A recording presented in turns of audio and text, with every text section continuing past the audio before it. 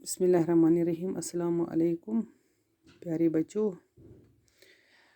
आज class 5th subject Urdu topic गुफ्तगू के आदाब। इनकी लिखो आज सवाल नंबर 6। बच्चे हकन पन्नी किताब पे वुचित। दर्ज झील अल्फाज की जिद लिखे।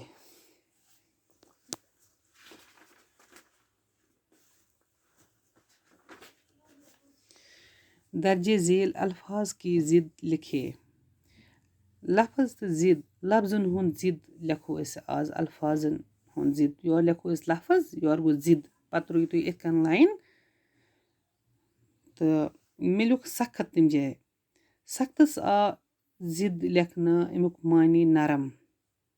अत लिख मे नरम। गोरा सख्त सख्त नंबर 1 गो सख्त गोरा। नंबर 2 गोरा। नंबर 3 अच्छाई। नंबर 4 नफरत। नंबर 5 सच। ये त्रे फेल इन जाए।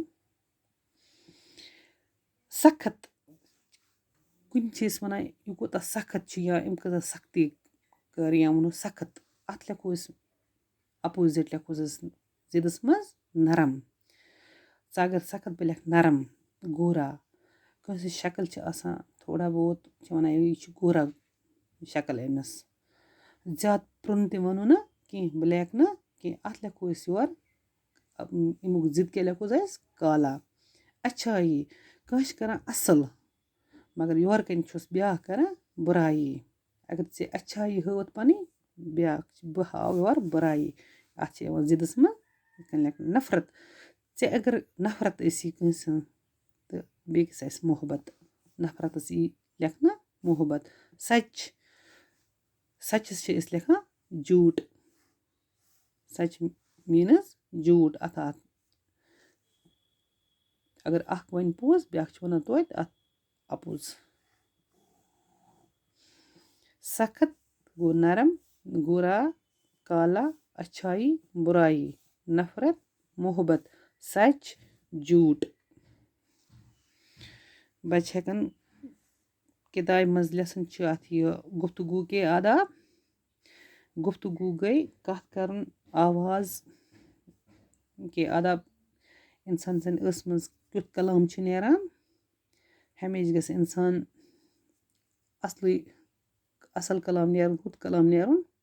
गुफ्तगू के आदाब आज कथ करनो तौर तरीक वथुन बिहुन वुचो यह परो इंशाल्लाह नए शुमारस मज। मगर मे हो वकीनस अमुक यह पार्ट 6 क्वेश्चन।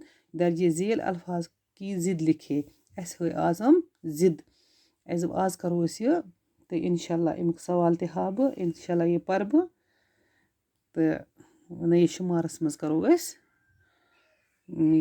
करो पत अमुक सवाल तो बे परो अमुक मीनिंग वन बह सोरे पत हुत कन ये किताब परो।